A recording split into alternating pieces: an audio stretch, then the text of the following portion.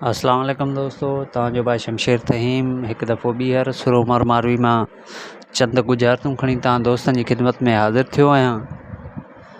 उमेद त अॻु जीअं हीअ गुज़ारितूं बि तव्हां दोस्तनि खे पसंदि ईंदियूं। त दोस्तों हलूं था गुज़ारितनि जी तरफ़। त पहिरीं गुज़ारत आहे सुरोमर मारवी मां। त मारवी जो ॻाल्हाइणु आहे उमर बादशाह सां। त हिते नाला ऐं नरना अॻे बि हुआ, पर जर जूं फ़क़ीराणियूं तो कयूं।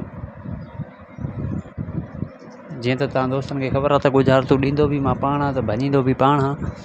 सो हाणे हे गुज़ारत बि तव्हांखे मां भञी ॿुधाईंदुसि। गुज़ारत चए थी त हिते नाला ऐं नरना अॻे बि हुआ, पर जर जूं फ़क़ीराणियूं तो कयूं। त नालो आहे नंद, नरना आहे राजा, जर जूं आहिनि नयूं जेके जबलनि में वहंदियूं आहिनि उन्हनि खे नयूं चइबो आहे, मींहं जे पाणी खे। ऐं फ़क़ीराणियूं आहिनि रीतूं। त चए थी हिते नंद राजा अॻे बि हुआ, पर नयूं रीतूं तो कयूं जो तूं भेण सां थो शादी करी। वरी ॿी गुज़ारत सुरोमर मारवी मां। त कपिड़े जी ज़ात ज़मीन पर ही नालो न ॾींदई मारू। कपिड़े जी ज़ात ज़मीन पर ही नालो न ॾींदई मारू।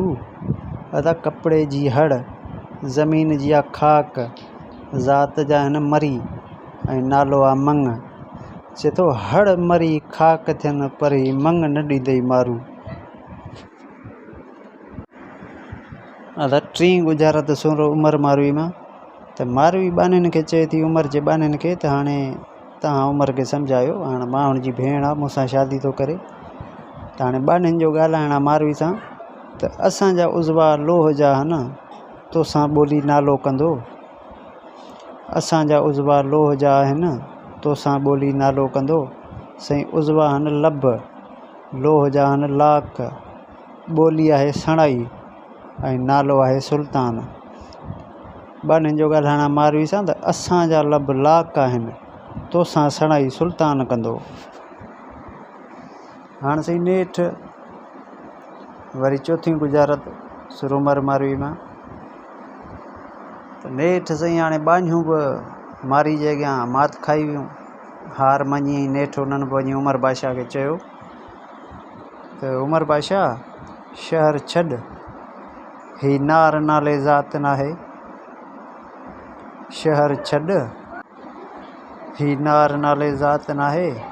अदा शहर आहे शादी पली, नार नालो आहे साइण ऐं ज़ात आहे सासोली।